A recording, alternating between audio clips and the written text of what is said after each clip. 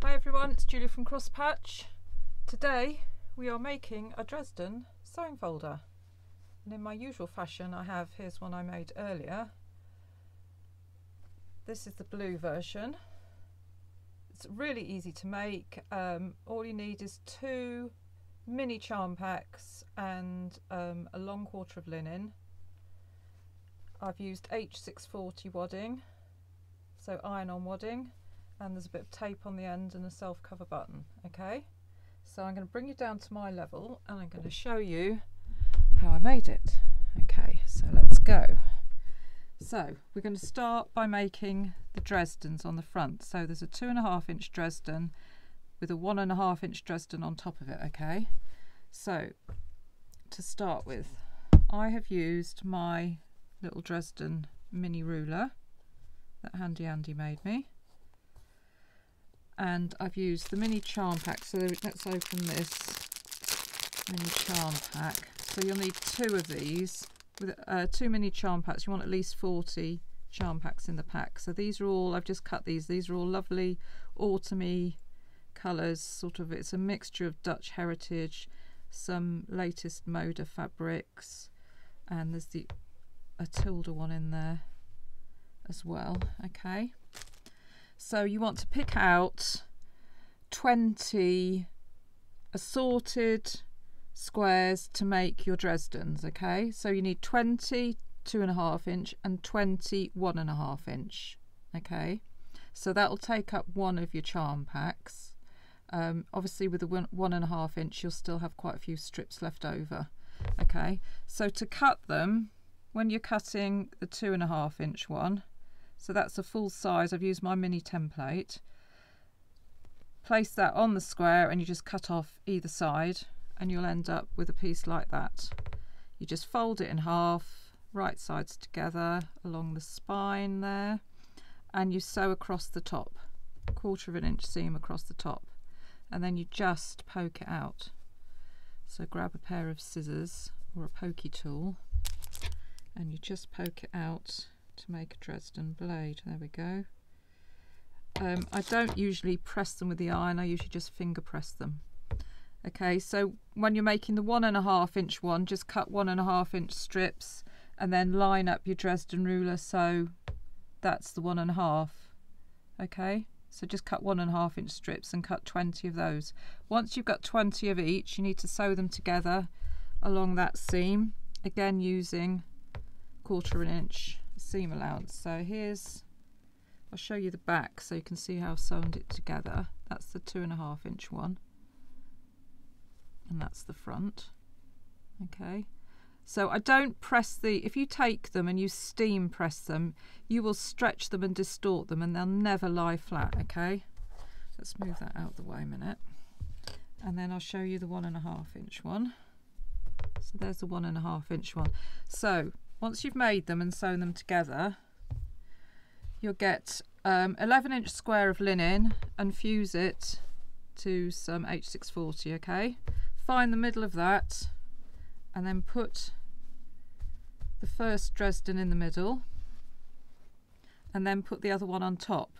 Now when you put the other one on top, you don't want the same colours matching up against the ones that are already on there, so sort of zhuzh it around a bit until you're happy with it, and then I would tack it down at this point. Okay, now you want to make your middle piece, so I've done a flowery shape to go across the middle of mine, and I've done a stitchery design. So the pattern for this is on the Crosspatch website, and there's also kits for the blue one on the Crosspatch website.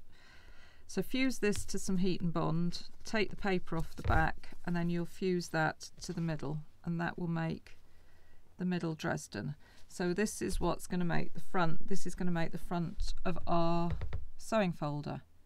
So when I've attached mine, I've done a blanket stitch by hand all the way around the middle, the first 1.5 inch Dresdens and the outer one, and then I've just done an outline stitch around the edge. So when you've finished doing that, trim your finished panel to 10.5 inches square. Okay, and then you're going to make the back. So the back, all the back is 5 rows of 5 2.5 inch squares, and I just traced my initials in the middle, and I just embroidered my initials on the middle of the back. Okay, so here's the back for this one. So all you're going to do then is sew these two together, making sure that they're, when you close the folder, obviously it folds the right way. Okay, so sew those two together next. So that will have to go on that side, so put them right sides together and sew that down, and that will give you your finished front panel. Okay, so that will give you the finished, you'll have this bit done. Next, the lining. Cut a piece of linen 11 inches by about 21 inches, and then you can trim it down afterwards. Okay, to make your, well, your heart, if you press it in half first of all, and then you can see where the middle line is. Okay, cut out your heart in wool felt, so I've just fused that to some heat and bond, and that's going to go on the middle of this side of the folder. Then I need to make a pocket. So your pocket is just 5 rows of 3 squares of 2.5 inches sewn together, and then you want to put some lining on. So if I turn it back inside out, so there's my 5 rows of 2.5 inch squares sewn together. Okay, and you can see how I've alternated the seams so you haven't got bulky seams. So when you sew it together, you want to sew together the top seam and the seam that will go along the middle of your folder. Okay, so the bottom seam will be a raw edge and the side seam will be a raw edge, because they'll just be enclosed when you stitch the whole thing together. Okay, so make that up and then make your zip unit. Now there's a separate video which is the one I did before this one, on how I make zipper units. But basically, to make a zipper unit very quickly is grab a zip. You want 2.5 inch strips folded into binding, folded in twice, and they will encase each side of the zip, and then you put a little tab on the end. Okay, but look at the other video and you'll see how I do this. So what you do for this one, you want start with a 12 inch zip, do your zipper unit, so put your strips on either side, put a tab on the end. So when you're doing the tab bit, you wrap a 3.5 inch by 2.5 inch bit of fabric around one end and you stitch across the end, then you pull it out and you fold it over twice, and that makes that zipper end. Okay, so you just do one end. Okay, on the other end, take your zip to your pocket and you work out, before you sew this tab on, work out where the end of the pocket is. So it's about 10 inches.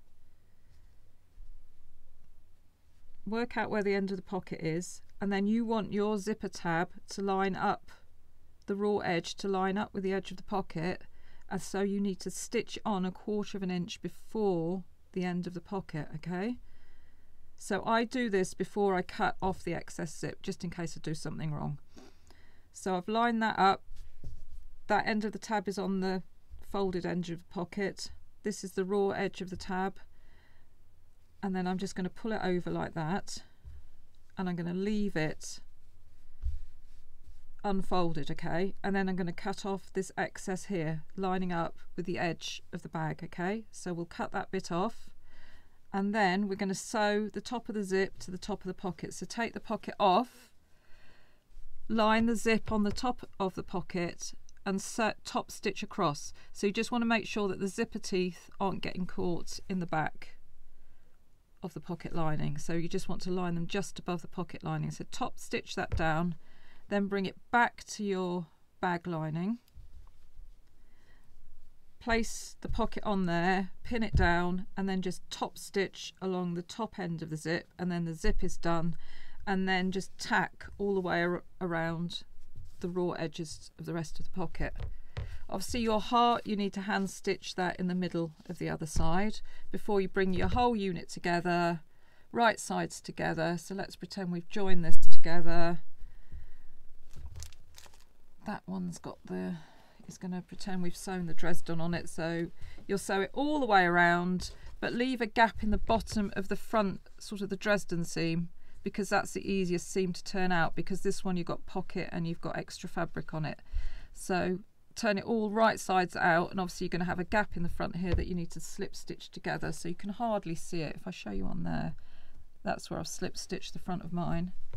And then all I've done is top stitch around this front edge of the bag to finish. I've put a self cover button on there, and then a bit of tape on the back, and there's the zipper unit sewn in on this one.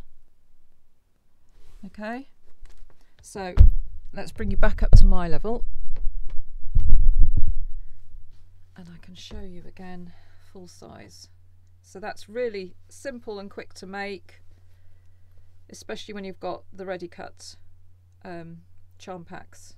They're all on the website, the pattern's on the website. So I'll just show you a couple of other things that I finished this week. Not that I'm obsessed with Mr. Skirrel, but here we go. Mr. Skirrel has been finished and put onto a zigzag table runner. Also Mr. Die, where's Die gone? Die's over here, hang on. Let's grab Die. Die the Snowman. I finished Die the Snowman. So again, one of my mini charm packs. This is a stitchery panel, and I've just appliqued it, and I've used some Valdani thread, which is this one, to stitch it all, and that's on the website obviously. We've also got in, which is coming Sunday, I'm doing a Facebook Live, yummy Valdani threads have come in. So this is my cross patch collection. I've come back in, and these are perfect to use with these fabrics. They're exactly these kind of warm colours. So I'm also going to have this on the live on Sunday. So this is like a jelly roll. It's half a jelly roll basically. It's 21 2.5 inch strips. So that's all lovely fabrics, which is what I use for this bag. Excuse me while I grab it off. I've left it pinned to the wall from when I took a photo the other day. So that's what I used to make this bag. Obviously Mr. Skirrel features. And this is the flippin' pretty bag pattern, and there's also a demo for this on my YouTube channel. That's about it really. So if you're joining me for Facebook Live on Sunday morning at 9:30, I'll see you then. Otherwise I shall now go, and I'm going to finish making this other colour version of the sewing folder, then I'll put a picture up when I've done it. And that's my day today. So happy autumn day. Hope it's not raining as much as it is here with you. I went for a walk up the top of the hill, got to the top of the hill, lovely pictures of rainbows, and it chucked it down. So by the time I got home I was drowned rat. Anyway, thanks for watching as always, and for bearing with the craziness. See you again soon. Bye.